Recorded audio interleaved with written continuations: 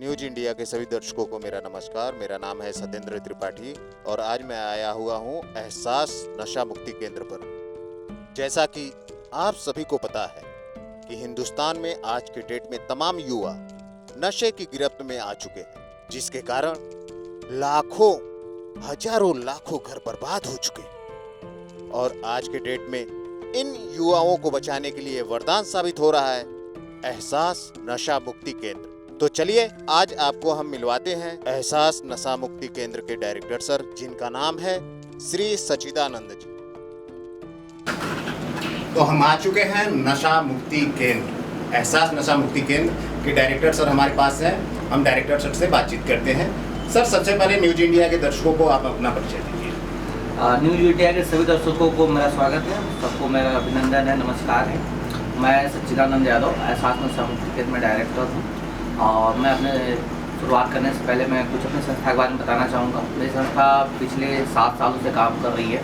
ऐसे मेरा अनुभव 13 सालों का है, मगर मेरी संस्था 7 सालों से काम कर रही है। अब तक हमने संस्था के माध्यम से लगभग हजारों व्यक्तियों का नशा छुड़ा चुके हैं और हमारे यहाँ एक पूरी तरह से प्रोफेशनल की टीम है जो मरीजों को नशा मुक्त करने में सहायता करती है।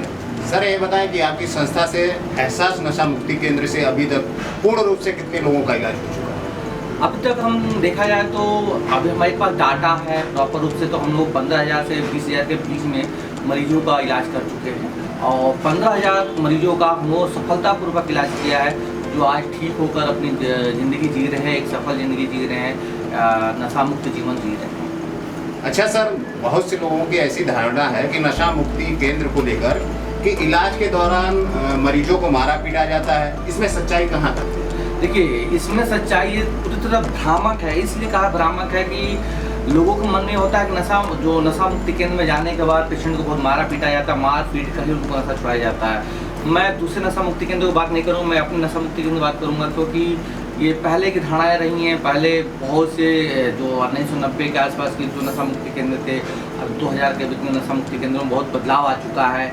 आजकल कानूनी प्रक्रियाएँ इतनी टाइट हो गई हैं कि लोग मारना पीटना ये सब बंद कर दिया गया है। लोगों के मन में ये रहता था, मगर पहले लोग मारना पीटा जाता होगा या जाता रहा होगा, ये मुझे तो नहीं पता, बट हमारे नशा मुक्ति केंद्र में ऐसा नहीं किया जाता है। ना मारा पीटा जाता है, ना किसी को प्रताड़ना दी जाती है।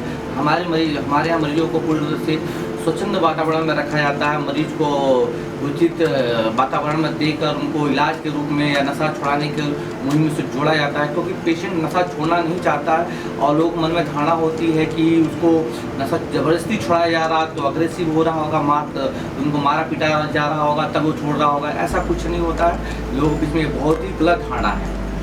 सर, पेशेंट को भर्ती करने की प्रक्रिया क्या है? अगर कोई अपने पेशेंट को यहाँ भर्ती करना चाहे तो उसकी प्रक्रिया क्या है? यहाँ लाना होता है कि कैसे क्या है, उसके बारे में?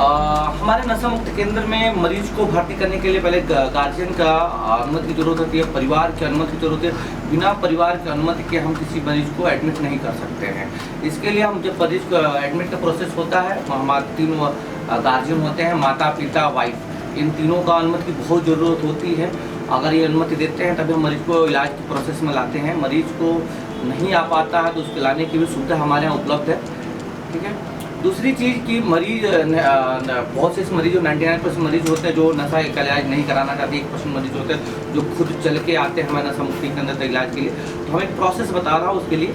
जब हम मरीज हमारे नशा मुक्ति के अंदर भर्ती होता है तो उनका एक ब्लड जाँच कराते हैं। ब्लड जाँच में पता करते हैं कि मरीज के शरीर में कोई इन्फेक्शन तो नहीं है, नशे की वजह से शरीर के कोई पार्ट्स ऑर्गन्स में कोई दिक्कत तो नहीं आई है, ये चीज़ हम चेक करते हैं। दूसरी एक चीज़ हम चेक करते हैं कि जब उसके बाद विड्रॉल सिंड्रोम को देखते हैं, विड्रॉल सिंड्रोम को देखते हुए हम उनको दवाइयाँ प्रिस्क्राइब कराते हैं। डॉक्टर्स जो हमारे डॉक्टर की लंबी टीम है, जो साइकेट्रिस्ट और साइकोलॉजिस्ट हैं, प्लस हमारे यहाँ एक फिजिशियन है जो पेशेंट को प्रॉपर निगरानी में उनकी दवा चलती है ताकि पेशेंट अच्छा से अच्छा सेहत बन सके। जो क्योंकि नशा करने वाले व्यक्ति का सेहत बहुत ख़राब हो गया रहता है, तो धीरे धीरे उसका सेहत में सुधार आ सके, क्योंकि दवाइयों का ज़रूरी होता है। क्योंकि पेशेंट नशा करता रहता है, शरीर में बहुत इन्फेक्शन फैल जाता है, तो वो दवाइयाँ सही कर सकती हैं। दूसरा होता है हमारा काउंसलिंग मेथड होता है, जिसमें पेशेंट को हम काउंसलिंग मेथड के द्वारा पेशेंट को धीरे धीरे सुधार की तरफ लेके जाते हैं।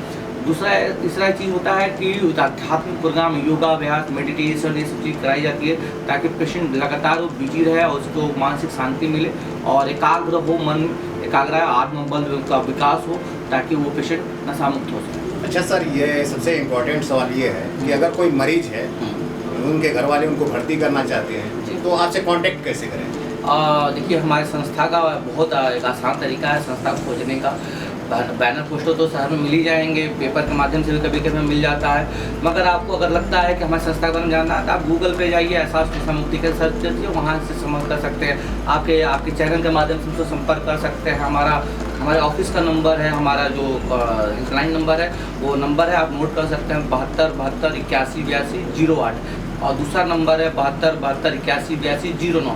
ये 2 नंबर है हमारे संस्था के, आप इस पर संपर्क कर सकते हैं। और इसके अलावा हमारी संस्था इलाहाबाद और लखनऊ में भी स्थित है, आप इन दोनों जगहों पर भी आप संपर्क कर सकते हैं। आपके अगर जो भी आपके दर्शक देख रहे हैं और जागरूक हो रहे हैं, दूसरों को भी जागरूक कर रहे हैं, तो आप इन दोनों सेंटरों पर भी संपर्क कर सकते हैं। सर, आप नशे से पीड़ित परिवार को कुछ संदेश देना चाहेंगे?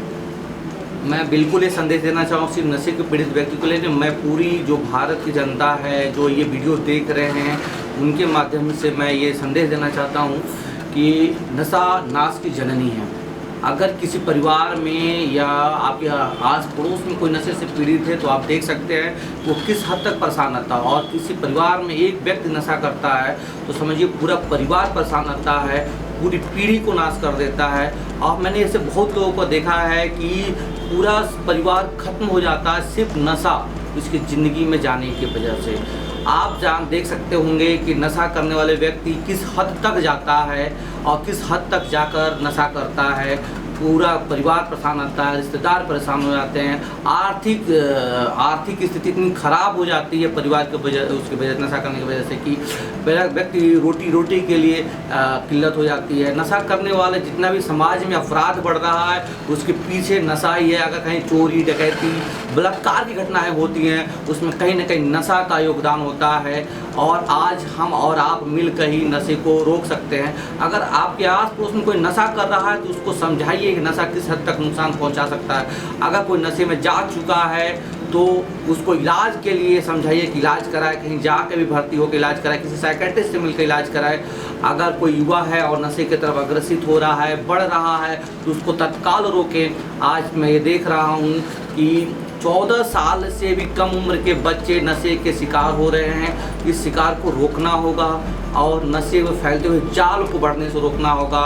आस पड़ोस में कोई नशा की दुकान चल रही है तो उसको रोकिए, उसको मना कीजिए, सरकार वहाँ से खोलने से रोके ताकि हमारे समाज में फैले। और सबसे इम्पोर्टेंट चीज़ है कि हम अपने बच्चों को नशे के प्रति जागरूक करें, क्या चीज़ खाना चाहिए और क्या चीज़ नहीं खाना चाहिए। ज़्यादातर बच्चे शौकिया रूप से इसको इस्तेमाल करते हैं और बाद में इसका एडिक्ट हो जाते हैं। अगर आपके घर में कोई बड़ा व्यक्ति नशा कर रहा है तो उसको समझाइए कि बच्चे पर बहुत बुरा प्रभाव पड़ेगा, उसको तत्काल रोकिए। अगर आप घर में खुद गार्जियन है और आप खुद नशा कर रहे हैं तो आपके बच्चे पर भी इसका बहुत बुरा प्रभाव पड़ेगा, आपका बच्चा भी नशा कर सकता है और नशे का शिकार हो सकता है। तो आप सोचिएगा, अगर आप इतने पीड़ित हैं, अगर आपका बच्चा भी पीड़ित हो गया तो किस हद तक परिवार जा सकता है, क्या आर्थिक स्थिति होगी, समाज में आपकी क्या पहचान होगी, एक नशेड़ी की पहचान होगी।